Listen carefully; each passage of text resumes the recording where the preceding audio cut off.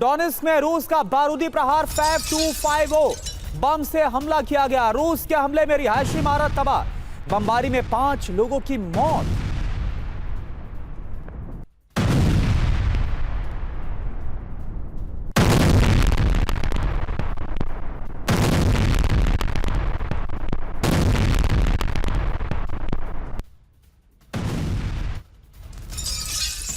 और एक और बड़ी खबर है, पुतिन ने शुरू कर दी है अपने उत्तराधिकारी की खोज।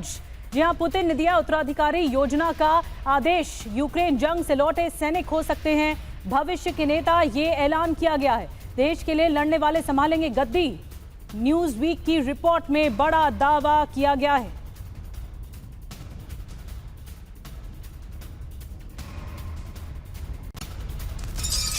और देखिए, पुतिन के बाद भी बना रहेगा रूस और पश्चिम यानी कि वेस्टर्न वर्ल्ड के बीच, वेस्टर्न कंट्रीज के बीच तनाव। रूस में अगले नेतृत्व के लिए पुतिन का विध्वंसक ये फैसला है। यूक्रेन से लौटे योद्धा को उत्तराधिकारी बनाने की योजना के संकेत हैं।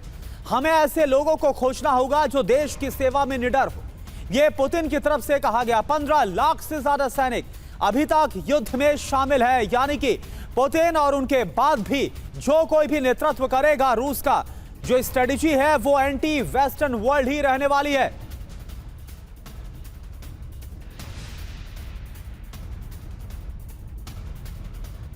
तो पुतिन के उत्तराधिकारी का ऐलान। नाटो से जंग के बीच पुतिन ने उत्तराधिकारी की योजना का आदेश दिया है।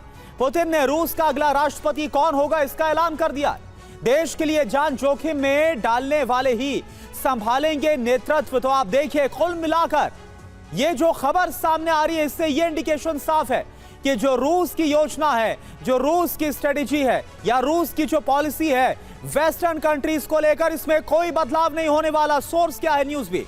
तो नाटो से जंग के बीच पुतिन ने उत्तराधिकारी की योजना का आदेश दे दिया है। और इसमें क्या खबर आ रही है कि बाकायदा यह भी कहा गया है कि देश के लिए जो जान जोखिम में डाले वही संभालेगा नेतृत्व। पुतिन ने रूस का अगला उत्तराधिकारी कौन होगा इसके लिए काम शुरू कर दिया। यूक्रेन से जंग में लौटे योद्धा पुतिन के उत्तराधिकारी होंगे। रूस में आगे होने वाले चुनावों में वेटरन की भागीदारी बहुत जरूरी है, यह पुतिन की तरफ से कहा गया। यानी कि जो डिफेंस में रह चुके हैं 15 लाख से ज्यादा सैनिक अभी तक युद्ध में शामिल हुए हैं। रिपोर्ट के हवाले से खबर, युद्ध से लौटे सैनिकों को राजनीति में लाने की पुतिन की यह नई रणनीति है। रूस के सामने यूक्रेन जंग से वापसी पर ट्रॉमा और अपराध की बड़ी चुनौती। और मनीष, ये क्या खबर निकलकर सामने आ रही, क्योंकि साफ तौर पर कहा जा रहा है कि पुतिन किसी वेटरन यानी कि जो डिफेंस में रह चुके उनकी तलाश कर रहे हैं। क्या योजना है और ये कितना विध्वंसक हो सकता है अगर इसी पर पुतिन आगे बढ़ते हैं तो? देखिए, पश्चिमी मीडिया ने इसको थोड़ा सा टर्न दिया, रियलिटी थोड़ी सी अलग है। पिछले 3 साल में पुतिन ये बात कई बार कह चुके हैं कि जो भविष्य का नेतृत्व है या जो राजनीतिक नेतृत्व में भी, मतलब अगर आसान भाषा में कहूं तो पुतिन कह रहे हैं कि जो लोग युद्ध में लड़ेंगे हम उनको टिकट भी देंगे। तो वो दरअसल हौसला अफजाई के लिए कह रहे थे कि जो लोग अपने देश के लिए जान देंगे भविष्य में उन्हीं को नेता बनना चाहिए। नेता तो वही लोग होगा जो अपनी देश की रक्षा के लिए आएगा, ना कि वो लोग जो कि केवल और केवल विशुद्ध पॉलिटिक्स करते हैं।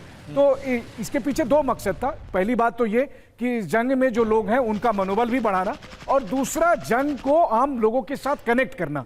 और इसी के तहत उन्होंने अपनी पॉलिटिकल पार्टी में और दूसरी पॉलिटिकल पार्टी में भी काफी लोगों को टिकट दिया गया जो इस युद्ध में शामिल रहे थे, और आगे भी इसको और ज्यादा संख्या में देने की बात है।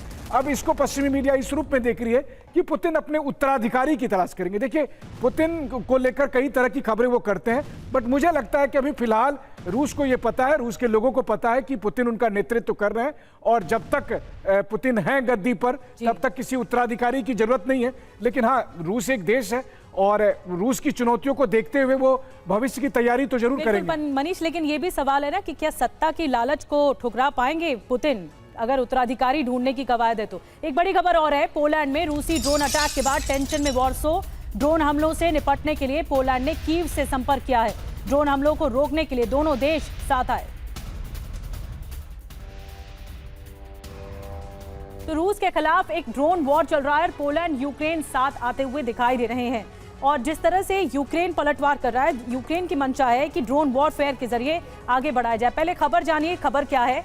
खबर यह है कि रूसी ड्रोन से निपटने के लिए दोनों देशों में डील चल रही है। ड्रोन हमलों को नाकाम करने के लिए ड्रिल को अंजाम दिया जा रहा है। दोनों देश न्यू टेक्नोलॉजी के साथ ये ड्रिल करेंगे। पोलैंड में टेंशन क्यों है, आपको बता दें 10 सितंबर को पोलैंड पर 19 ड्रोन अटैक हुए।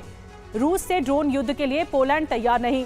ड्रोन को मारने के लिए छोटे इंटरसेप्टर नहीं, ड्रोन को मारने के लिए फिलहाल F-35 का इस्तेमाल हुआ है।